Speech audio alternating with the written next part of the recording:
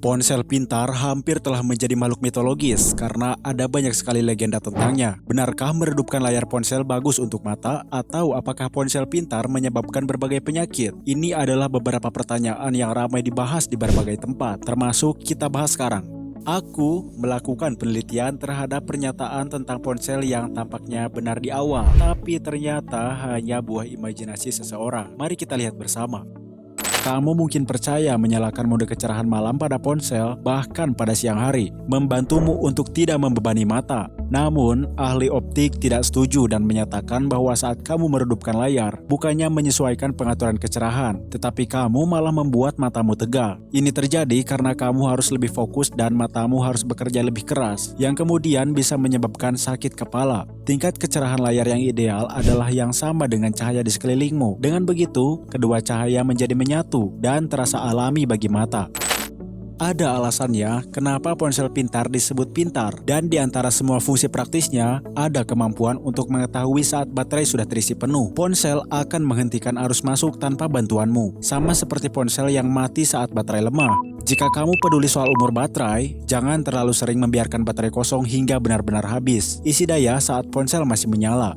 Kamu harus menutup aplikasi yang tidak kamu gunakan untuk menghemat baterai. Sepertinya pernyataan ini tampak sangat logis, dan kamu mungkin berpikir bahwa semakin banyak aplikasi yang aktif di latar belakang, semakin berat kerja ponselmu. Faktanya, seperti dikatakan Apple, menutup aplikasi untuk menghemat baterai tidak membantu dan bahkan malah memperparahnya. Semua aplikasi otomatis tertutup. Jika kamu campur tangan dan menutupnya secara manual, kamu membuat baterai ponselmu terkuras lebih banyak.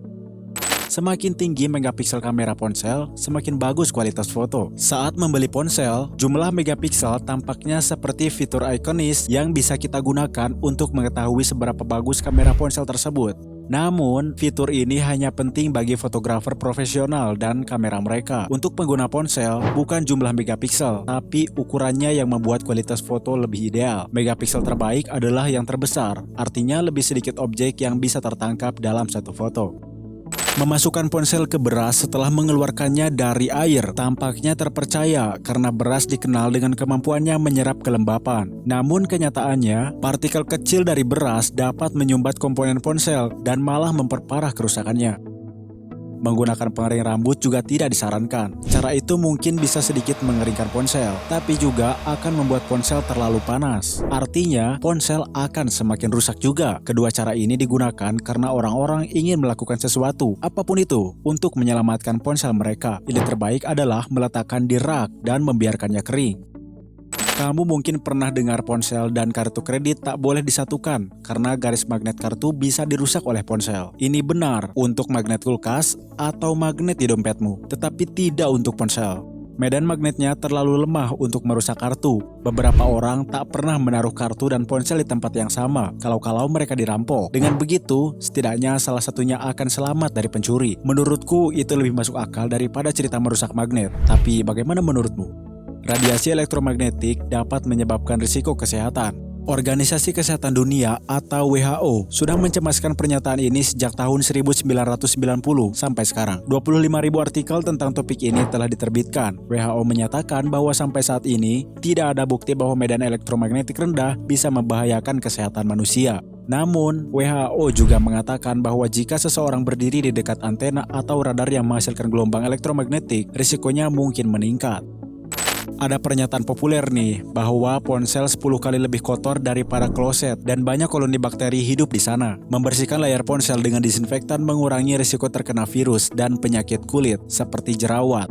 Namun, apakah tisu disinfektan aman untuk ponsel? Apple mengatakan ya, itu aman. Bahkan ada sabun universal untuk semua ponsel yang bisa membersihkan layar dan tidak merusaknya. Kamu bisa memasak telur menggunakan ponsel. Anggapan ini populer sejak awal tahun 2000-an. Orang-orang sering membuat pengalaman palsu bahwa mereka memasak telur menggunakan gelombang yang berasal dari ponsel. Padahal sebenarnya, ponsel tidak bisa dipakai untuk memasak telur karena tidak bisa menghasilkan jumlah energi yang dibutuhkan untuk memasak. Meskipun gelombang dari ponsel diubah menjadi gelombang mikro, telur bahkan tak akan mencapai suhu tubuh manusia sebelum baterai ponselnya habis. Hati-hati deh bagi kamu yang pengguna WiFi gratis. WiFi gratis sangat menggoda untuk digunakan dan itu ditawarkan sebagai bonus menyenangkan di banyak tempat umum. Tapi, melakukan transaksi perbankan dan memasukkan kata sandi saat menggunakan WiFi umum tidaklah aman. Lalu lintas data di tempat ini tidak terlindungi. Artinya, siapapun bisa melihat laman apa yang kamu kunjungi dan data apa yang kamu masukkan. Sebaiknya gunakan WiFi umum hanya untuk mengunjungi situs hiburan atau mencari tahu informasi. Ya, seperti sekarang, kamu mencari tahu tentang mitos ponsel.